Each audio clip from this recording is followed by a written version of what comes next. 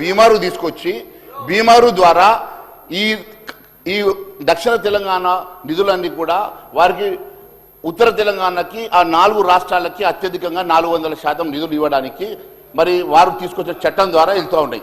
కానీ మీరు ఒకసారి చూస్తే కేంద్రము తెలంగాణ అంశంలో అధ్యక్ష ఇంతకుముందు డెవల్యూషన్ ఆఫ్ ఫండ్స్లో 32% కాంగ్రెస్ అధికారంలో ఉన్నప్పుడు ఇచ్చింది. కానీ ఈరోజు డెవల్యూషన్ ఆఫ్ ఫండ్స్లో మరి నరేంద్ర మోడీ గారు గౌరవ ప్రధానమంత్రి అయిన తర్వాత 42%కి పెంచారు. అంతేకాదు అధ్యక్ష ఈరోజు అత్యధికంగా తెలంగాణకి ఈరోజు దాదాపుగా 80% ఆఫ్ ద ఫండ్స్ వివిధ రూపాల లోపల ఈ 3.5 సంవత్సరాల్లో ఈ తెలంగాణ రాష్ట్రానికి ఇచ్చారు అధ్యక్ష. దానికి కావాల్సినటువంటి మరి నేను మీకు మరి పూర్తిగా డాక్యుమెంట్ ఇస్తాను అధ్యక్ష. ఇది పూర్తిగా ఇది దిస్ ఈజ్ ద డాక్యుమెంట్ అధ్యక్ష. ఈ డాక్యుమెంట్ మీకు నేను మరి ప్రొవైడ్ చేస్తాను అధ్యక్ష. కాంగ్రెస్ గతంలో ఇచ్చిన 32% అగేన్స్ట్గా 42% డెవల్యూషన్ ఆఫ్ ఫండ్సే కాకుండా అధ్యక్ష మరి డిఫరెంట్ స్కీమ్స్ ద్వారా కేంద్రం నుంచి వచ్చే గ్రాంట్స్ ఇన్ఎయిడ్స్ కేంద్ర ప్రయోజిత పథకాలు సిఎస్ఎస్ సెంట్రల్ సెక్టర్ స్కీమ్స్ వీటన్నిటిని కలిపి లెక్కేస్తే ఈ 6 ఏళ్లలో తెలంగాణ ప్రతి రూపాయికి 80 పైసలు. మొన్న నిర్మలా సీతారామన్ గారు పార్లమెంట్లో ఇచ్చినటువంటి మరి జవాబులో అంశంగా నేను చెప్తా ఉన్నా అధ్యక్ష 3,76,175 కోట్ల రూపాయలు తిరిగి ఇచ్చినట్లు source ministry of finance statement Nirmala Sitharaman Lok Sabha question ద్వారా ఇచ్చారు అధ్యక్ష. అనెక్సర్ 5 నేను మీకు అనెక్సర్ 5 నేను మీకు ప్రొవైడ్ చేస్తున్నా అధ్యక్ష. Annexure 5 is ready with me. I will provide for you అధ్యక్ష. ఈరోజు కేవలం ఏదో మాట్లాడాలి కాబట్టి దిస్ ఈజ్ ద పేపర్. కావాలంటే మరి ఒకసారి స్పీకర్ గారికి ఇవ్వండి, గౌరవ మంత్రి గారు చూసుకుంటారు. 80% మిగిలిన 20%లో అధ్యక్ష ఒకవైపు మీరు ఇచ్చిన చట్టం ప్రకారము ఆ బీమారు రాష్ట్రాలకు 400% మరి డబ్బులు కట్టాలా, ఇటు కేంద్రంలో ఉన్నటువంటి మరి డిఫెన్స్ సిస్టమ్ని ఇవన్నీ సిస్టమ్స్ రన్ చేయాలా, మరి సెంట్రల్ స్కీమ్స్ రన్ చేయాలా. ఎక్కడికి లూటు పడతాయి అధ్యక్ష డబ్బులు. అయినా కూడా 80% తెలంగాణకి ఇచ్చి తెలంగాణను ఆదుకున్నటువంటి ఏకైక ప్రభుత్వం భారతీయ జనతా పార్టీ ప్రభుత్వం అధ్యక్ష. ఇంత చేసిన తర్వాత కూడా కేవలం మీకు చేతగాక మీరు ఈ ప్రభుత్వం నడపలేక ఏదో ఒక నిబంతో కేంద్ర ప్రభుత్వాన్ని మీరు ఏదో ఒక రకంగా బదనాం చేసేటువంటి ప్రయత్నం చేయడం ఇది చాలా బాధాకరం అధ్యక్ష. ఈ రోజు నేను ఒకటే చెప్తా ఉన్నాను, కేవలం మీరు నోటికి వచ్చినట్టు మాట్లాడి మీరు ఆధారాలు లేకుండా ఈరోజు కేంద్రాన్ని నిందించేటువంటి పరిస్థితి దయచేసి మానుకోవాలని చెప్పి గౌరవ మంత్రి గారు నేను కోరుతా ఉన్నాను అధ్యక్ష. దాని మీద డిబేట్ పెడతామంటే పెట్టండి, షార్ట్ డిస్కషన్ పెట్టండి, మీ చేతుల్లో ఉంది. షార్ట్ డిస్కషన్ మేము రెడీగా ఉన్నాం. కేంద్రం ఎన్ని నిధులు ఇచ్చిందో, కేంద్రం ఎంత మీరు ఈ తెలంగాణకు సపోర్ట్ చేసిందో, ఏ రకంగా మన డివల్యూషన్ ఆఫ్ ఫండ్ లో 80% ఇచ్చి ఈ రాష్ట్రాన్ని ఆదుకున్నదో మరి దానికి మేము సిద్ధంగా ఉన్నాం. దానికి మీరు సిద్ధమా అని చెప్పి అడుగుతా ఉన్నాను అధ్యక్ష. ఈ రోజు మరి మీరు ఒకసారి చూస్తే అధ్యక్ష మరి గ్రాంట్ల రూపంలో వచ్చినటువంటి 57,000 కోట్లు మరి మీరు అంచనా వ్యయంలో మీరు పెట్టుకున్నారు అధ్యక్ష. మీ బడ్జెట్లోనే పెట్టుకున్నారు. ఈ సంవత్సరం కూడా 57,000 crores మరి గ్రాంటీని ఏడు వస్తుందని చెప్పేసి మరి ఇన్ని రకాలుగా మరి కేంద్రం సపోర్ట్ చేసిన తర్వాత కూడా ఏదో ఒక రకంగా మీరు మమ్మల్ని బదనాం చేసేటువంటి కార్యక్రమం ఇది మంచి పద్ధతి కాదు అధ్యక్ష. మీలాగా మేము ఎక్కడ కూడా మేము మేనిఫెస్టోలో పెట్టుకొని ఓట్లాడగలే, మీలాగా మేము మేనిఫెస్టోలో పెట్టుకొని ప్రభుత్వంలో గద్దెనెక్కలే. మేము ఏం చెప్పినామో అది ఖచ్చితంగా చేసి చూపించినాం. ఏది చెప్పాలనుకున్నా చాలా క్లారిటీతో ఉంటాం అధ్యక్ష. నేను ఈరోజు ఇంకొక విషయం కూడా తెలియజేస్తా ఉన్నా అధ్యక్ష. ఈరోజు మరి మహిళల విషయం లోపల మరి గౌరవ మంత్రి గారు మాట్లాడుతూ మేము అది చేసాం ఇది చేసాం ఏం చేస్తారో మరి దానికి డిస్కషన్ మేము రెడీగా ఉన్నాం అధ్యక్ష. మీరు ఎంత ఫండ్ని ఎందుకు తగ్గించారో అడుగుతున్నాం. మేము దేనికోసం ఫండ్స్ తగ్గించారో అడుగుతున్నాం. దానికి సమాధానం చెప్పమండి అధ్యక్ష.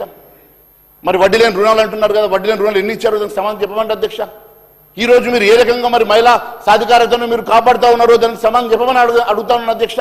ఈ రోజు మహిళలకు ఇస్తామన్న 2,500 మహాలక్ష్మి వృత్తి ఎందుకు ఇస్తారో అని అడుగుతున్నా. తప్పే ఉంది అధ్యక్ష. డాక్రా మహిళలకు వడ్డీ లేని రుణాలు ఇస్తామని చెప్పి నమ్మించి మోసం చేసిన మాట వాస్తవం కాదా? దానికి సమాధానం చెప్పమని అధ్యక్ష. పేదింటి ఆడపిల్ల తులం బంగారం పెడతామన్న మాట వాస్తవం కాదా? ఎందుకు ఇస్తారని అడుగుతా ఉన్నాం. దానికి సమాధానం చెప్పమని అధ్యక్ష. ఈ రోజు చదువుకునే విద్యార్థులకు స్కూటీలు ఇస్తామన్నారు కదా అధ్యక్ష. స్కూటీలు ఎందుకు ఇస్తారని అడుగుతా ఉన్నాం అధ్యక్ష. దానికి సమాధానం చెప్పమని అధ్యక్ష. ఈరోజు ఎన్నో రకాల కళలు చూపించారు. వృద్ధులకు వితంతులకు 4,000 పెన్షన్ ఇస్తామన్న హామీ ఇచ్చారు. అది మీ శాఖనే కదా అక్క, మరి ఎందుకు ఇస్తలేరని అడుగుతా ఉన్నాం. తప్పేముందక్క, మీరు దానికి సమాధానం చెప్పండి. దానికి సమాధానం చెప్పడానికి మీరు లేదు ఏదో ఒక రకంగా బ్లటెంట్గా మీరు మా మీద నిందలు వేయడానికి మీరు ముందుకు వస్తారు తప్ప మేము ఈరోజు పేపర్ మీద ఎవిడెన్స్తో సహా అనేకమైన అంశాలు మేము ప్రశ్నిస్తూ ఉన్నాం. దానికి సమాధానం చెప్పండి అధ్యక్ష. దానికి సమాధానం చెప్పకుండా మీరు దాటవేసే కార్యక్రమం చేసేసి ఏదో ఒక రకంగా మా మీద నిందలేసే ప్రయత్నం చేయడం ఇది సమంజసం కాదు అని అడుగుతా ఉన్నాం అధ్యక్ష. మీరు గౌరవ వేతనం పెంచుతామని చెప్పి నమ్మబలికి ఆశా వర్కర్లు, అంగన్వాడీ టీచర్లు, మధ్యాహ్న భోజనం, వంట కార్మికుల శ్రమ దోచుకుంటున్న మాట వాస్తవం కాదని అడుగుతా ఉన్నాం అధ్యక్ష.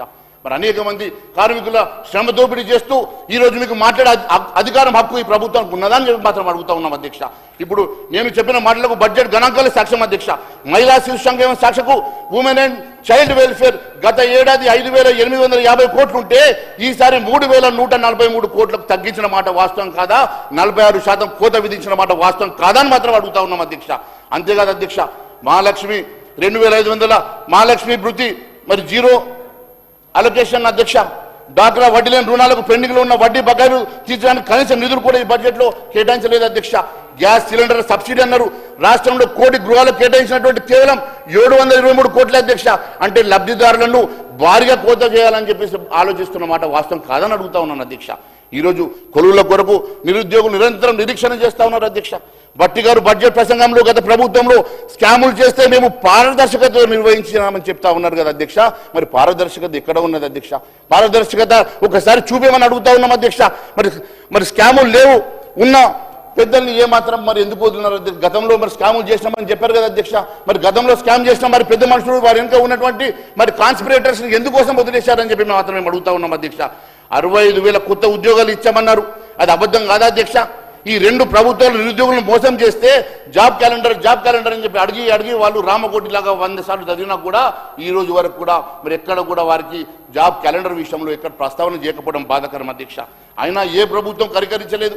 గత ప్రభుత్వం మోసం చేస్తే మేము కూడా తక్కువ కాదు, మేము కూడా మోసం చేస్తామన్నట్టు మీరు కూడా మోసం చేస్తున్నమాట వాస్తవం కాదని అడుగుతా ఉన్నాను అధ్యక్ష. ఈరోజు మీరు నిరుద్యోగుల్ని మీరు ఆదుకోకుంటే ఖచ్చితంగా ఈరోజు నేను ఈ ఫ్లోర్ నుంచి చెప్తా ఉన్నాను, భారతీయ జనతా పార్టీ ఖచ్చితంగా కార్యాచరణ ప్రకటిస్తాం, వారి పక్షాన్ని నిలబడతాం, ఖచ్చితంగా వారికి అండగా నిలబడతాం అని చెప్పేసి భారతీయ జనతా పార్టీ తెలియజేస్తా ఉంది అధ్యక్ష. సేవల రంగం ముసుగులో గ్రామాలను నిర్లక్ష్యం చేస్తున్నమాట వాస్తవం కాదా అధ్యక్ష? ప్రభుత్వం చూపిస్తున్నటువంటి జిఎస్డిపి వృద్ధి అంతా కేవలం హైదరాబాద్ సర్వీస్ సెక్టర్లోనే ఉంది అధ్యక్ష. 11.9% growth is only in and around Hyderabad అధ్యక్ష. మీరు చూపించేటువంటి గ్రోత్ మా ఆదిలాబాద్ మారుమూల ప్రాంతంలో ఆదిలాబాద్ మహబూబ్నగర్ ఉమ్మడి జిల్లాల్లో మరి ఈ గ్రోత్ ఉన్నదా అని చెప్పి నేను అడుగుతా ఉన్నా అధ్యక్ష. అక్కడ ఉన్నటువంటి కార్మికులు, కర్షకులు, రైతులు మరి వాళ్ళ దగ్గర ఈ గ్రోత్ కనబడతా ఉంది అధ్యక్ష.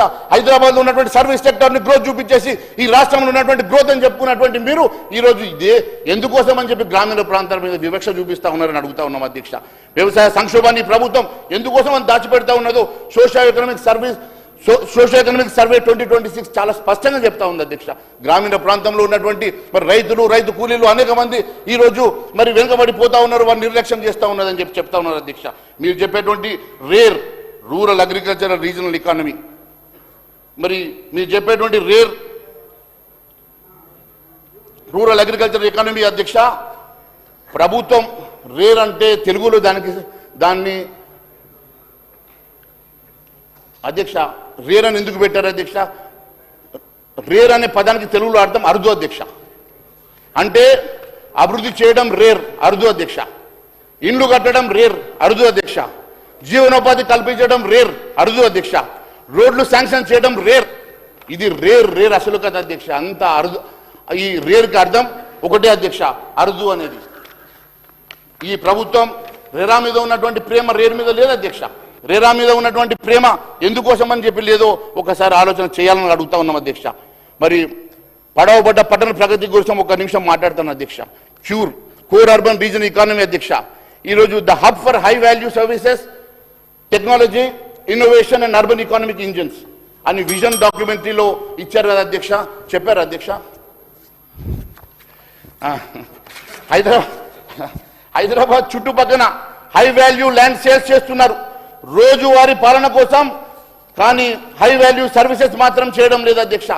ఈ రోజు హైదరాబాద్ లో ఎక్కడ వాల్యుబుల్ ల్యాండ్స్ ఉంటే అక్కడ సేల్ చేయాలని ఆలోచన చేస్తున్నటువంటి ఈ ప్రభుత్వం ఎందుకోసమని మరి హై సర్వీస్ ఇవ్వడం లేదనేది అడుగుతా ఉన్నాం అధ్యక్ష.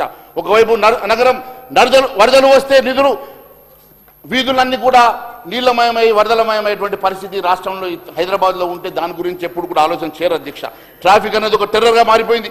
సిటీ రోడ్ సెంటర్లో రంధ్రాలు, మరి పట్ట పగలు దోపిడీలు, రాత్రి అయితే దోమలు, ఎయిర్ పొల్యూషన్, దానికి సొల్యూషనే లేదు అధ్యక్ష. ఎల్ఆర్ఎస్ చేస్తామని చెప్పి చేయని వారికి ప్రజలు ఏ రకంగా బుద్ధి చెప్పారో మీకు కూడా అదే గతి పడుతుంది అధ్యక్ష. ఈరోజు క్యూర్ ప్రాంతం ఇంప్యూర్ అయిపోయింది అధ్యక్ష. ఈరోజు జిహెచ్ఎంసీని ఈరోజు మరి 3గా విభజిస్తామని చెప్తా ఉన్నారు అధ్యక్ష. ఎవరి కోసం విభజిస్తా ఉన్నారు అధ్యక్ష? జిహెచ్ఎంసీ అంటే మాకు తెలిసింది గ్రేటర్ హైదరాబాద్, మున్సిపల్ కార్పొరేషన్. కానీ మీరు చేస్తున్నది అధ్యక్ష greater Hyderabad for Majlis and Congress, greater Hyderabad for Majlis and Congress గా విభజిస్తా ఉన్నారు. ఒకటి కేవలం మజ్లిస్ కి మీరు కానుకగా ఇవ్వడానికి మాత్రమే విభజన చేస్తా ఉన్నారు తప్ప నిజంగా దీని మీద ఆంతర్యం ఏంది, మరి కారణం ఏందో మేము ఒకసారి అడుగుతా ఉన్నాం అధ్యక్ష. ఇది కేవలం ఎందుకోసం మూడుగా విభజిస్తా ఉన్నారు, దేనికోసం మూడుగా విభజిస్తా ఉన్నారు, ఇది మజ్లిస్ కి కానుక ఇవ్వడానికి మాత్రమే మీరు చేస్తున్నట్టుగా స్పష్టమైతా ఉన్నది అధ్యక్ష. ఈ రోజు జిహెచ్ఎంసీని ఎందుకు డివిజన్ చేస్తా ఉన్నారో సమాధానం చెప్పాలి అధ్యక్ష. అంతేకాదు అధ్యక్ష, ఈరోజు మరి విద్యుత్ బస్ ఛార్జీల బాధుడు అధ్యక్ష. 200 యూనిట్లు ఫ్రీ అని చెప్తూనే డొమెస్టిక్ యూనిట్ల మీద 10 రూపాయలకు మరి ఛార్జ్ పెంచారు అధ్యక్ష. ఫ్రీ బస్ అని చెప్తూ కిలోమీటర్కి ₹1.45 ఎక్స్ప్రెస్ వసూలు చేస్తున్నటువంటి దేశంలో అత్యధిక ఛార్జీ వసూలు చేస్తున్నటువంటి రాష్ట్రం ఈరోజు తెలంగాణ రాష్ట్రం అధ్యక్ష. ఈరోజు నేను అడుగుతా ఉన్నాను అధ్యక్ష, ఒక చేతితో ఇచ్చి మరో చేతితో గుంజుకునేటువంటి పరిస్థితి. ఆర్టీసీ సిబ్బంది సంక్షేమం పేరుతో 5 హామీలు ఇచ్చారు. ఆర్టీసీ కార్మికులను ప్రభుత్వంలో విలీనం చేసి